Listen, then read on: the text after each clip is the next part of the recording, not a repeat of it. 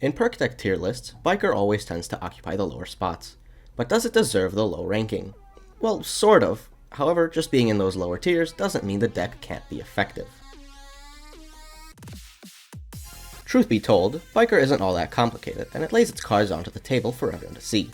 However, even if it is pretty straightforward, I'll give a rundown of how it works. Biker has 4 separate 4-second timers. Whenever an enemy dies, one of these timers goes off.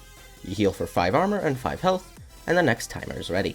However, for every 10% health missing, you heal for another 1 armor, and for every 10% armor missing, you heal for 1 more health. Additionally, for every one of these 10%, the timer is lowered by 0.1 seconds. Honestly, this is a weird system. When your armor is down, you heal more health, but when your health is down, you heal more armor.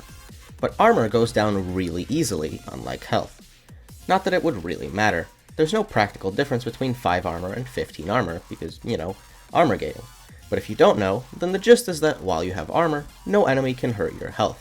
Aside from snipers, which pierce armor, you can block even 1000 damage with a single point of armor. This is why Bullseye Aced isn't an improvement over basic in a vast majority of cases. Back to Biker. While the armor gain increasing doesn't really matter, the health gain is quite handy. If you can manage to only kill while your armor is down, you can heal quite fast from the increased health and reduced timer. If you can, that is. Unfortunately, here is a major downside of Biker. Remember when I said that the timers activate on enemy death? Well, that literally means any enemy dies in any way. You kill, your team kills, turret kills, convert kills. Hell, hit people with a car if you feel like it.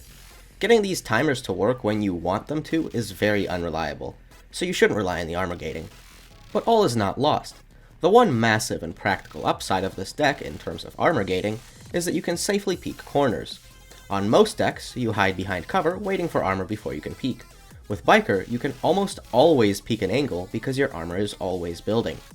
There's also a massive yet impractical benefit to Biker in that it has the potential for the best armor gating in the game. Don't believe me?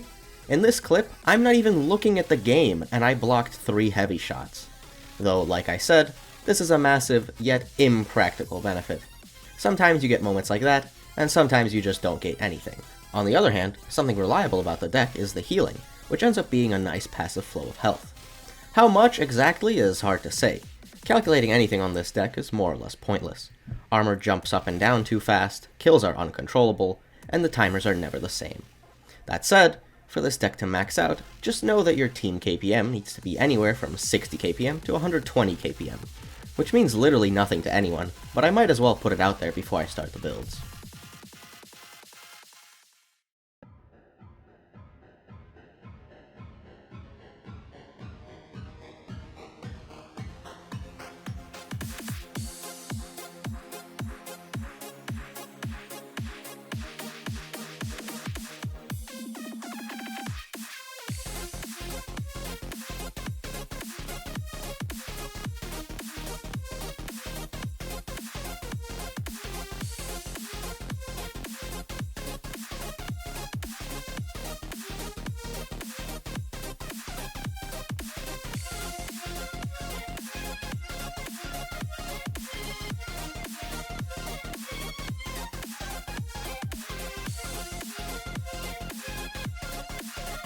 Timers, schmimers, who cares? Graze kills like 35 enemies per shot, so just hit a shot and your timers will max out for the time being. This build is a very straightforward one. Like I mentioned moments ago, Biker has a passive health flow, which is what this build works on. Inevitably, you will get occasional armor gates, but this build just leans into the healing and not much else. As for how much healing you get, well, like I mentioned earlier, it's pointless to try and calculate anything, because it won't actually happen that way. That said, assuming you are filling the timers, at worst, you're going to be healing for 5 health per second, and at best, you'll be healing for 20 health per second. But over the course of a heist, you're realistically going to fall towards the lower end of the spectrum, because you aren't going to be maxing out the kills anyway. Moving to the weapons, the Rattlesnake. Is there much reason to use this? Not really. I just noticed that over these build videos, I've used both the Repeater and the R700, but not the Rattlesnake. Really, you could replace the Rattlesnake with the R700 and reap the reward of a higher rank rifle, but I'm reluctant to revert myself to a level where I choose my arsenal based on stats over style. There's not many reasons to use the Rattlesnake over anything else here, but hey, let's talk about the Patchet. Out of all the SMGs in the game, the Patchet sure is one of them. The point of an SMG in a build like this is to deal with dozers, and considering the abysmal rate of fire by SMG standards, the Patchet is pretty terrible at that. However, Unseen Strike Ace is here to help out. Though if you want to swap out for a higher damage SMG, you can move Unseen Strike to Hostage Taker, and continue building onto the health idea.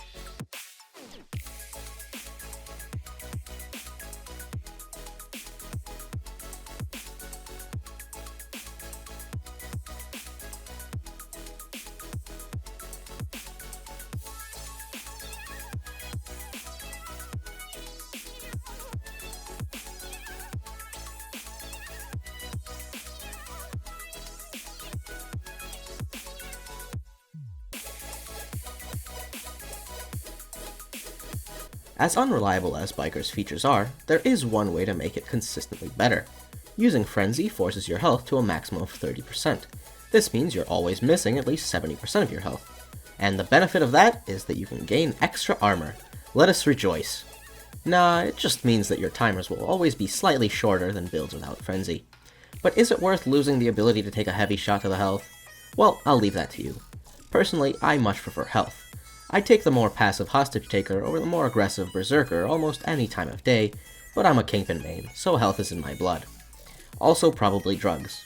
Since Biker comes with forced healing, it's best to pick weapons that only need 40% Zerk to reach their full capabilities. The KS-12 has a unique damage point, in which it can two-shot heavies with body expertise at 40% Zerk if you use the right modifications. It's basically the perfect choice for a build like this. That said, the fire rate kind of hurts. So if you swap out for a weapon with a faster rate of fire and just screw the breakpoints, I wouldn't really blame you. There isn't a secondary that can reach this same breakpoint, but there is another one that you might as well target since you're here. Any SMG modded to 62 damage will 4-shot heavies and 2-shot lights with 40% Zerk. There's no particular reason to use the Jacket's piece over anything else, I just felt like giving it some light. Completely unrelated to anything, take a look at how different the reload time is to the actual animation. Just keep that in mind when doing full reloads if you choose to play this setup to not be fooled.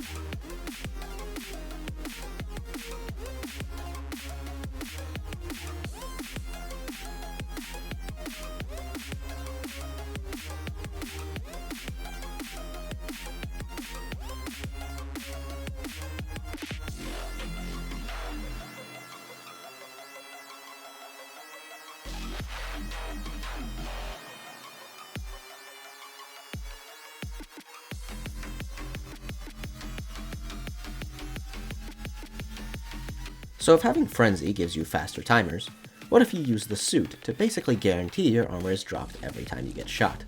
Well, to be honest, as much as I like the idea of this build, it takes way too many L's to be considered for standard play.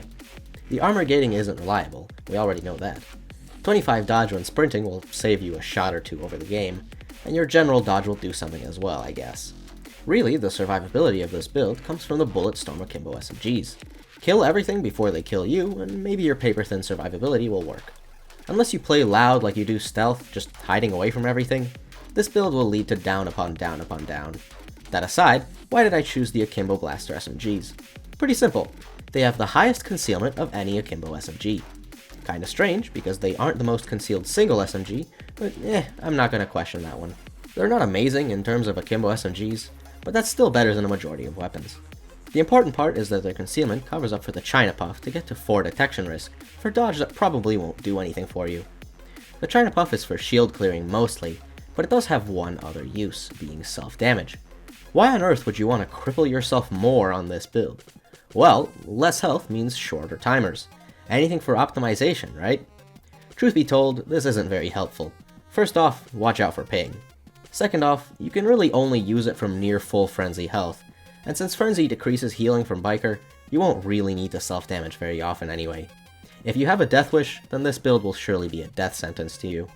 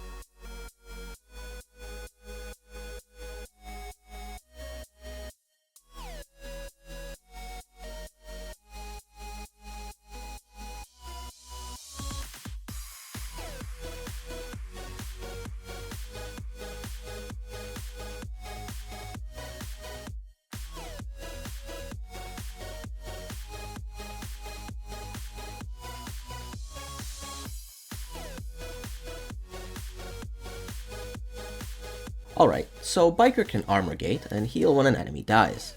That's kind of similar to how Sociopath armor gates when it kills an enemy. This made me think of how many elements of Sociopath can you add to Biker. Well, Socio heals on melee kill, which is technically correct if you kill an enemy with melee on Biker. Sociopath gets a boost to melee, and... oh, look, this is the best I can do, okay? Now, Panic. Panic is something you can get on every build, albeit in an extremely inefficient way. That said, Panic is very strong, so why not give it a go? Saw Massacre allows you to sprint Panic if you kill with the saw out. Many people may think you actually need to kill with the saw, but that is inaccurate.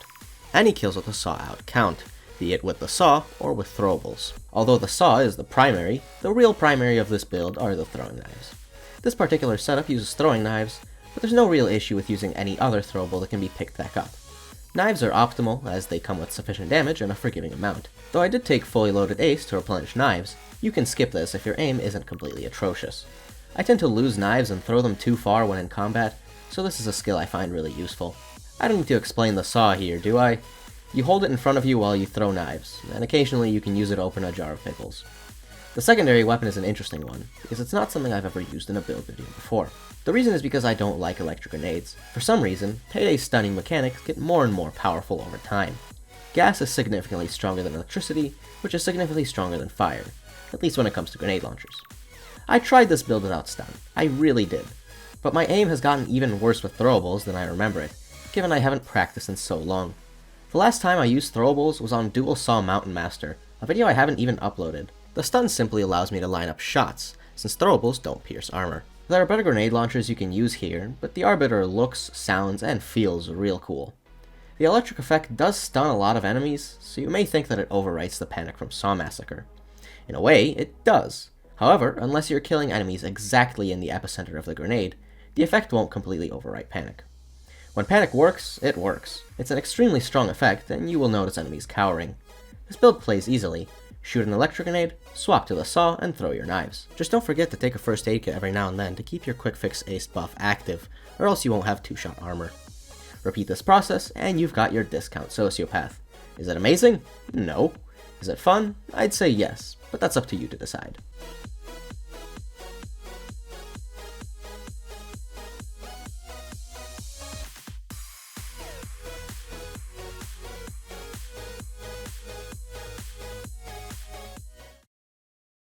Hello my nieces and nephews, I am Uncle Gelger, and today I'm here to show you how to become a true biker main. First of all, you need to acquire a proper bike that fits for you. Then hop on it and go for a ride.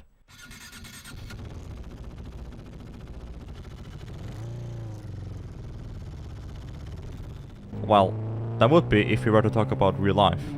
But in Payday 2, you're gonna do the following. So the build itself is a fire treatment setup using an AR and an SMG, allowing you to cover certain parts of a decent amount of maps using the C4, while also having more than enough damage to take care of pretty much anything else, like bulldozers. But I get it, most of you people don't like the C4, so just remove the entire Breacher subtree and go for that sweet Inspire Ace. That works just as good. It's just that you will have less options to obliterate cops, but hey, at least you can revive that one player in your lobby who downs like 50 times without any issues now.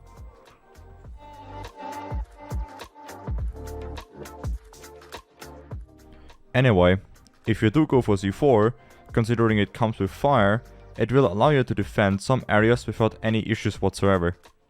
The only problem this build has is the fact that it is biker, meaning you will have a harder time placing C4 into a more open field. Sometimes, even with the use of flashbangs, it's pretty tough. So, to avoid dying, you should really only place them in tight places, like you see in the footage here. Besides, the cops will have no other way around the fire in such places anyway. The armor choice, being the light ballistic vest, is your average choice for such perk deck. By using Diode Ace, you get that 70 armor, which allows you to tank one light seal shot without breaking armor. Now that doesn't sound like much, but when it comes to death sentence, having any additional breakpoint for your armor is always welcome. Now for the skills, I do think they're pretty self-explanatory, but regardless, I choose stuff like Hostage Taker, more or less because the healing that biker has on its own tends to be a bit too low in my eyes. So might as well grab something to boost health regeneration. The Surefire Ace and Bot Expertise Basic are probably not necessary, but if you're like me, who is a bit lazy on clicking heads, they sure make this build that much more enjoyable to play with. We also got Low Blow for some extra damage because might as well. But yeah, that's about it I guess. Enjoy some of this epic biker gameplay. Oh, and by the way, thanks to Carrot for letting me be part of this video. Much appreciated.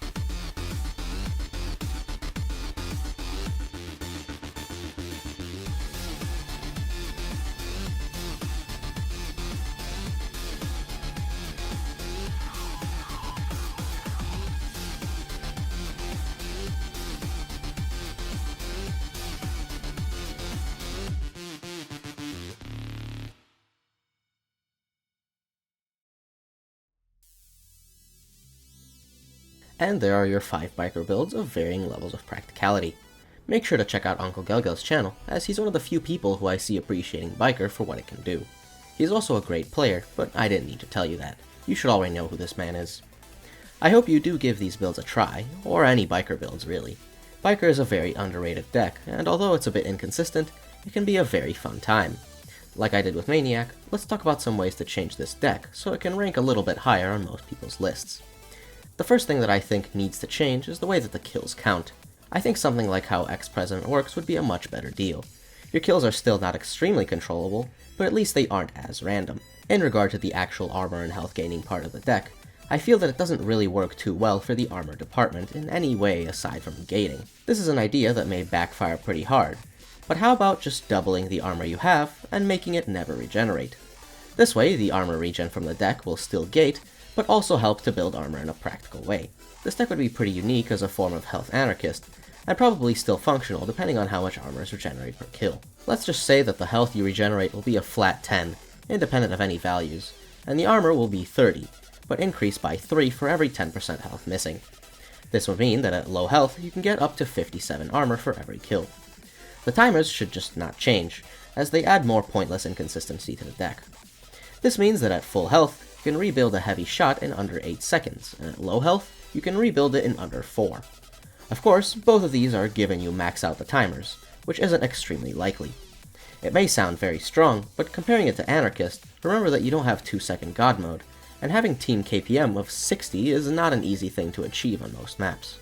I think this would be a pretty good idea for Death Sentence, but for difficulties below, it would frankly be a nightmare. As I've said before, balancing for Death Sentence at the same time as Death Wish and below is effectively impossible because of how big the gap is. You can imagine how 30 armor per kill on difficulties where enemies barely even do that much damage could get a tad bit out of control. But I am only focusing on Death Sentence here, so what can I say? Anyway, the poll for the next deck will be up soon, so make sure you vote for the one you want.